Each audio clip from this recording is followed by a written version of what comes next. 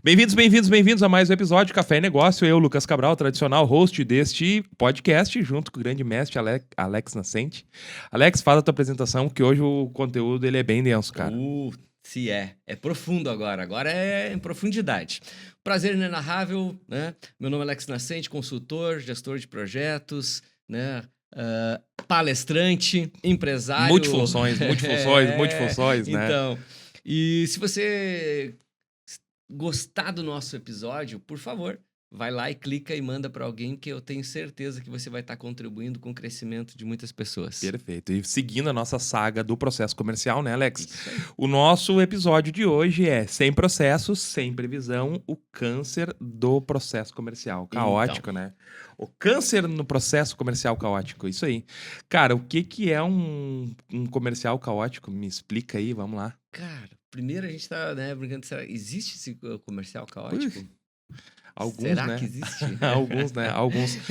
Será que você já não chegou numa empresa, né, onde o telefone não é atendido de forma correta, o WhatsApp não é respondido, né, em 5 minutos, né? O WhatsApp é respondido no outro dia. Eu tive uma ingrata surpresa, né, com uma empresa até razoavelmente de bom tamanho, onde eu liguei de tarde, 1h da tarde, fui ser respondido no outro dia, 10 horas da manhã. Resultado, eu já tinha comprado outra, entende? Um timing totalmente desconecta, né? Exato. Então, assim, onde os pares no comercial, a gerência comercial, né, a diretoria comercial não se comunica bem, porque falar não é só comunicar, né, Lucas? E aí a gente tem um comercial caótico no sentido de que cabeça se batendo, né, ideias se batendo, processos não sendo geridos de forma correta. Era isso aí que eu ia entrar. Resultado, né, muitos clientes reclamando, contratos cancelados, resultados que não aparecem no final do mês, baixa de venda ou quebras, né? Rupturas de venda. Isso é um comercial caótico e, é claro, se você vive, né, em Marte, eu tenho certeza que tá tudo certo. Porque eu, né, mesmo sabendo de tudo isso e trabalhando tudo isso nas nossas empresas, a gente ainda tem problemas a ser sanados.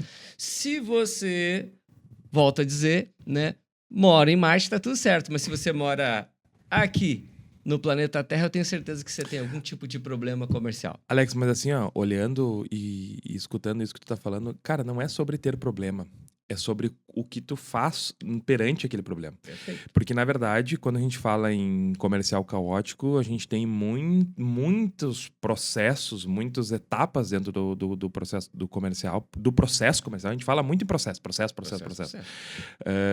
O setor comercial, que, cara, vai muito além, às vezes, de uma simples falta de cadência, uma simples falta de acompanhamento, né? Às vezes as pessoas fazem tudo de uma forma empírica. E comercial, ele não é empírico, ele é técnica e é execução de tarefas, né?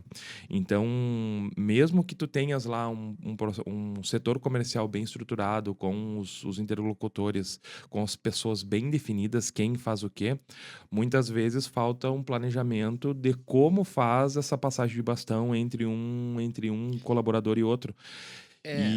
Cara, e a linha de produção, cara, é a mesma coisa que tu vai pegar um PCP, ou programar um PCP de uma indústria, né? Perfeito. O que acontece? Vamos começar assim, ó. Eu diria que sim. Como é que isso começa a ser sanado, tá? E a gente pode aí entrar mesmo depois numa previsibilidade, né? Que é o assunto do episódio hoje, né? Mas, cara, como tu contrata? Entende? Começa lá na contratação. Como tu faz o onboard dessa criatura, né? A partir daí, como tu faz o treinamento dela, certo? O aculturamento dela. Aí nós vamos entrar em cultura. Aí nós vamos entrar em processos descritivos da sua empresa, né? Com pitch, né, de vendas lá, depois do processo descritivo, se a criatura aqui, porque nós estamos falando em questão comercial, né? Então, é pitch de vendas. E um checklist dessas vendas, desse processo descritivo dele. Então, o empresário falha em montar esse fluxograma. E eu digo sempre que, assim, principalmente o vendedor nato, né? Ele é né? No DISC ali, né? Ele é um influente nato, gerou um bom vendedor. E esse cara, ele é ruim de seguir regras, né? Ele é muito emocional. Muito ruim. E o pior é que muitas empresas pegam seu melhor vendedor e transformam ele no seu gerente. Só que muitas vezes a empresa está transformando o melhor vendedor no seu pior gerente da história, entende? E esse cara não segue regras, não entende de processo, ou não quer cumprir processo, acha que tudo é empírico. E aí nós temos gravíssimos problemas no nosso desenvolvimento, né, de um comercial previsível. E aí eu te faço a pergunta, Alex. E tem como sanar esse problema? Com certeza, com certeza. Me explica como aí que eu tô tentando colocar um relógio aqui pra gente não se perder no tempo, cara. Mas eu vou te dizer que assim, como o cara é acostumado a lidar com o mouse, quando vai pro touchpad, cara, é a coisa mais difícil que existe da face da Terra, né? Porque o cara não tem tanta precisão no dedinho. Não, mas é assim mesmo, faz parte. Mas vamos lá, olha só. Como é que a gente monta um comercial, então? Né? Para que a gente tenha realmente uma previsibilidade comercial. Primeiro, você tem que entender qual é o perfil do teu cliente interno, né? Teu colaborador, certo? E nós estamos falando, e isso é uma coisa que tem que ficar muito claro, que assim, nós estamos falando em montagem de equipe, né? Porque assim, quando a gente fala muito em perfil ideal de cliente, né? A gente tem que levar em conta que nós temos dois clientes. O cliente externo, que é o que traz receita, e o cliente interno, que busca essa receita fora, que gera receita dentro da operação. Mas ele é teu cliente também. Exato. Por isso que eu falei antes lá. Por isso tudo se costura, né, na administração, né? Porque tu tem que fazer uma boa captação, uma boa seleção, um bom onboard, um bom treinamento, né? Ter processos bem claros, checklists bem claros, né? Por quê? Porque senão tu não consegue chegar aqui, onde nós estamos falando, e desenvolver uma equipe comercial. Exato. E eu poderia estar falando aqui em desenvolver uma equipe de gestão, de liderança, entendeu? Mas o foco é comercial. Então, tu vai pegar essa equipe. Ao pegar essa equipe, como é que tu monta? É um xadrez. Entende? Tu acabou de falar. Tu tem um perfil ideal de cliente, mas tu também tem um perfil ideal de colaborador. Para cada função. Né? Então, por exemplo, se eu estou montando... por exemplo, eu gosto muito. Se eu estou montando, por exemplo, uma nova empresa ou um novo projeto, eu vou pegar um cara mais D, um vendedor mais D. Entende? Porque ele é um perfil mais agressivo, ele é um perfil mais focal, entende? Ele é orientado para o resultado, então eu trago esse resultado mais fácil dele. Entende? No sentido de, cara, isso aqui eu quero ter esse resultado. Porém, o D, só D, uma equipe só de D, eles vão se matar, né? O que eu chamo dele vai construir a estrada, mas vai derrubar muitas árvores para trás, certo? Então, em um determinado momento, eu vou te sacar um ou dois D e vou botar um I. Para que fique mais relacional essa equipe de vendas, né? Eu acho que o dele é mais voltado para o closer, né? Se a gente for entrar dentro de uma estruturação já mais funil. Né? Bem por aí. Porque a gente também precisa desengravidar isso, né? O que é o D, né? Um cara mais dinâmico, né? Lá no DISC, né? Dominância. É um dominante puro, entendeu? Né? Um cara que sabe se relacionar também, mas ele é mais dominante, mais, né? Pau-ferro, famoso pau-ferro aí, né? E a gente poderia falar, por exemplo, para entender bem, a gente poderia falar em DISC, né? E Enneagrama também. Mas aí nós teremos que ter uma aula só disso, né? Então, vou só posicionar. A gente tem lá no início dos nossos episódios, lá, acho que 2 aulas com 2 podcasts com o Luciano Jepsen, que é o representante do Instituto Enneagrama no Rio Grande do Sul. Então, assiste lá, que vocês vão entender o que é a análise de perfil comportamental e personalidade através do Enneagrama. Isso aí. E é muito importante. Então, tipo assim, cara, só que daqui um pouquinho, um momento, então eu já tenho o D, eu já tenho o I nessa equipe, certo? Mais relacional. Só que daqui um pouquinho eu também vou ter que botar um C ali ou um S. Vou ter que botar um conforme ali, porque ele vai ter que seguir um processo e esse cara vai ser o cara que vai me garantir esse processo. Porque o I não faz processo, o D... Ele é acima dos processos, entendeu? Entende? O I é muito relacional, né? Muito emocional, e esse cara no estereotipo dele, né? Ele não vai fazer. E no D ele está acima dos processos, entende? Então nós precisamos pensar em como montar essas equipes. Então o xadrez já começa por aí. Após isso eu vejo empresas que reclamam, pois é, mas o meu vendedor quando faz a abordagem aqui ele não trabalha assim, mas não tem um pitch. Mas já foi falado, mas não foi estruturado. Não foi estruturado. E falar até papagaio fala, né? Que nem desaberta, né? Nossa gestora, né? Do grupo aqui. Então, assim, olha só. A gente precisa formalizar, entende? Assim como, por exemplo, nós vivemos uma geração que só fala pelo WhatsApp, entende? E acha que isso aqui é treinamento, que isso aqui é comunicação, e não é. Comunicação a responsável da comunicação É o é o interlocutor, é o emitente. É o emitente. emitente, entende? E comunicação é o que tu entende. E se eu não garantir que tu entendeu a minha comunicação, né? Então nós vamos ter problema. Certo. Certo? E tipo assim, e olha só como isso é uma coisa muito louca. Nós acabamos de ter um probleminha aqui interno no Antes início, de começarmos o né? nosso Por episódio. quê? Falta de comunicação efetiva, clara. Entende? Exato. Então, assim, ó, por mais que a gente tenha processos, sempre tem um deslize. E a gente tem que estar muito de olho nisso. Cara, mas aí assim, quando a gente olha para a questão, os gargalos do processo, eles sempre vão ocorrer. Sempre vai ter algum tipo de gargalo. Ele pode ser mais impactante ou menos impactante dentro do teu processo. Né? A única coisa é que assim, não existe um processo perfeito. Até porque o processo ele é seguido por pessoas.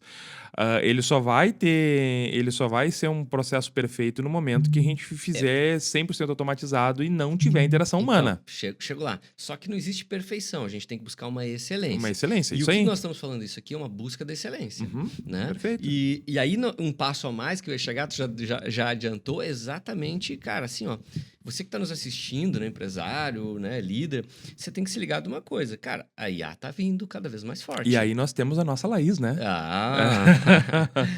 Então, né, uma IA generativa, proprietária. Alex, antes de nós falar da Laís em específico, é importante a gente falar por que a Laís, né?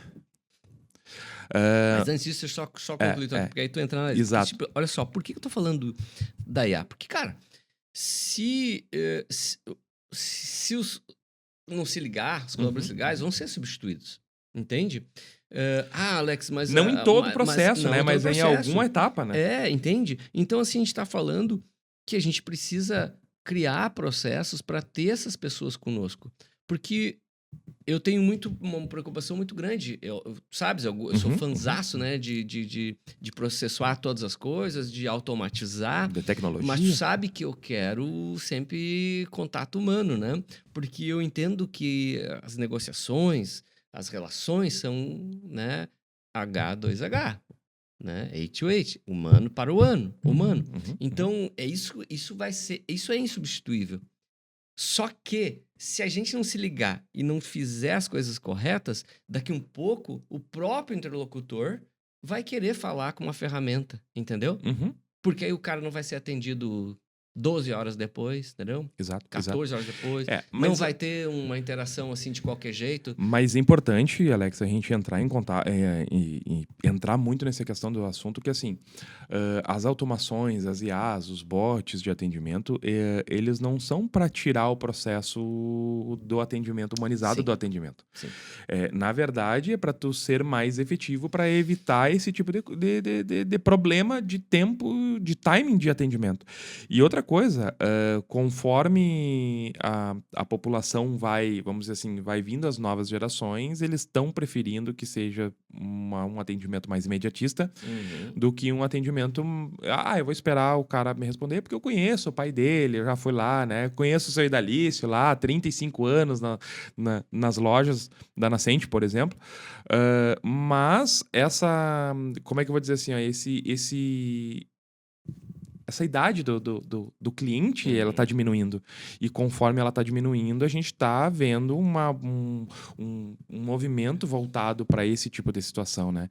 Claro que, assim, se a gente pegar um público mais velho, eles não gostam de ser atendidos. Eles querem ser atendidos, querem falar de preferência com o dono da empresa, né? Sim, de fato. Mas aí é o seguinte, eu vou pegar esse teu gancho, porque assim... Eu vou começar na velha guarda, né? A velha guarda quer ser atendida pelo dono da empresa. Exato. Né?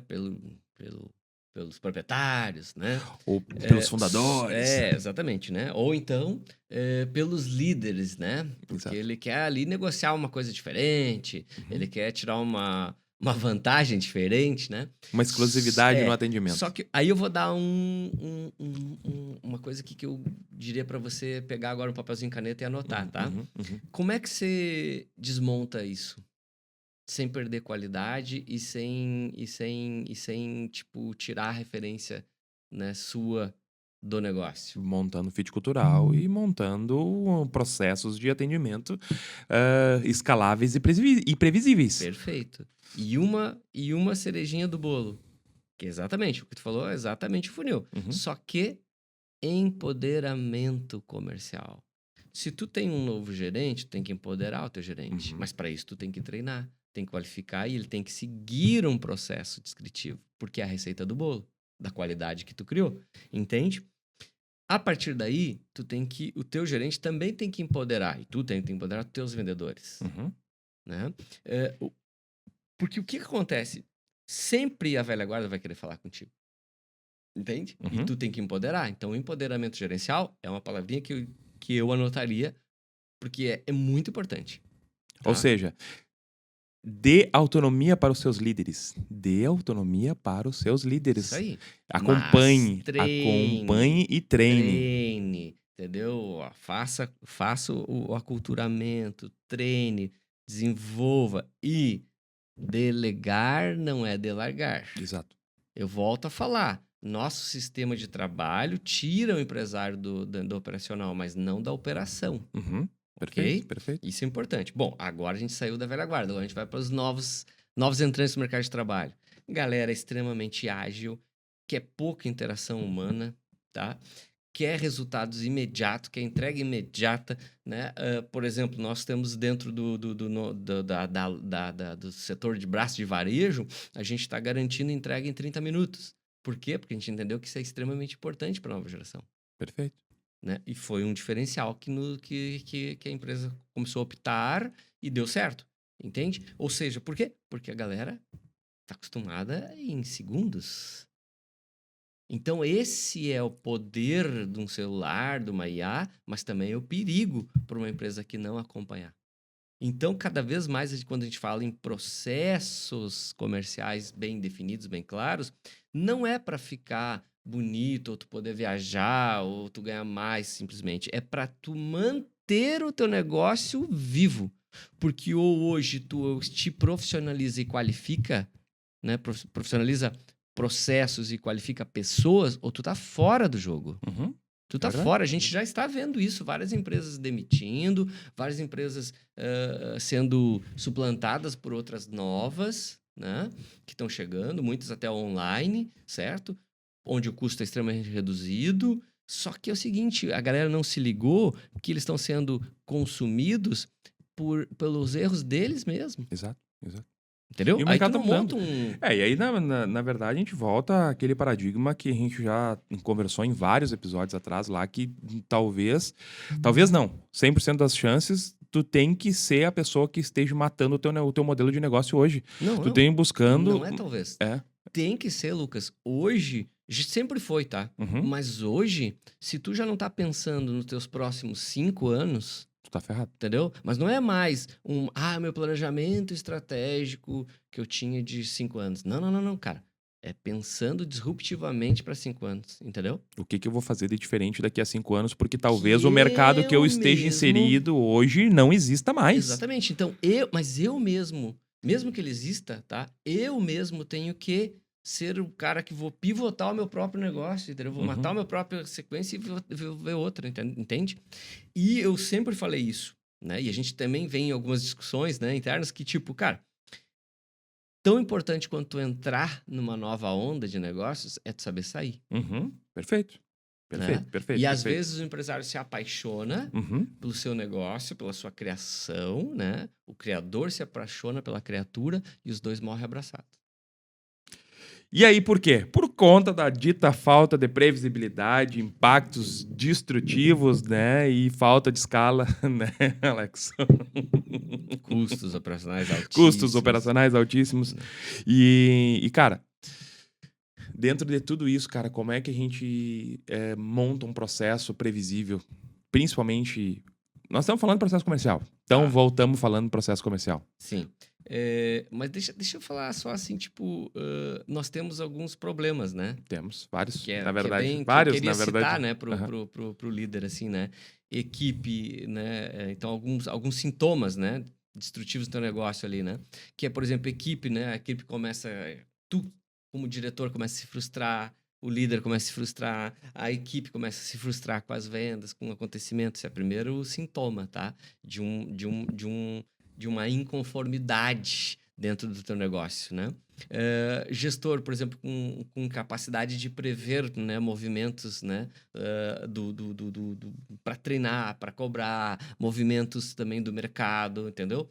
Então, tipo assim, mas não existe uma previsibilidade do mercado. Não existe uma previsibilidade certa no mercado, mas a gente tem que entender cenários, entendeu? Exato. E movimentos. E aí a gente vê pessoas alienadas, inclusive, nesse sentido, né? Já no financeiro, fluxo de caixa desorganizado, imprevisível, né? Incompatível com as necessidades temáticas da empresa. Cara, são alguns problemas que a gente vê que acontecem, né? E que as pessoas, às vezes, não acendem a luz amarela. Entende? Elas ficam naquela polvadeira, né? Naquela loucura do dia a dia. Tô faturando, tô pagando. Que nem... E só bola de neve, entende? E aí tu vai ver a tua receita operacionalizada, tá louco, ela não existe, entendeu? E a gente precisa pensar isso, porque o que acontece? O que eu quero alertar, tá? Alguns empresários. Cara, se você estiver brincando de negócio, fecha e vai para casa. Põe dinheiro no banco, faz qualquer coisa com o que sobrar, entendeu? E vai viver de 1% do banco. Que isso, Alex? Tu é o cara que fala do empreendedorismo, agora falando que quer ir para casa. Não, se for para brincar de negócio, vai para casa. Entende? Porque o que acontece? Eu vejo, tá? Uma consultoria agora, tá? Da semana passada. O cara tem investido, e é isso que eu quero chamar a atenção. O cara tem investido na sua empresa quase 10 milhões. Tá? Máquinas, né? Equipamentos, matéria-prima, movimentação. Cara, 10 milhões no banco, nós estamos falando de 100 mil. Mês.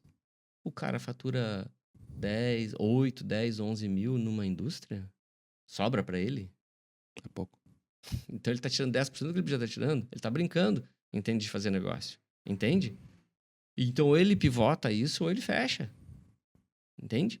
Eu fui lá para fazer uma consultoria para levantar o negócio. Eu montei 2 projetos. Ou ele faz realmente profissionalização e qualificação, de verdade, ou ele fecha. E vai para casa. Entende?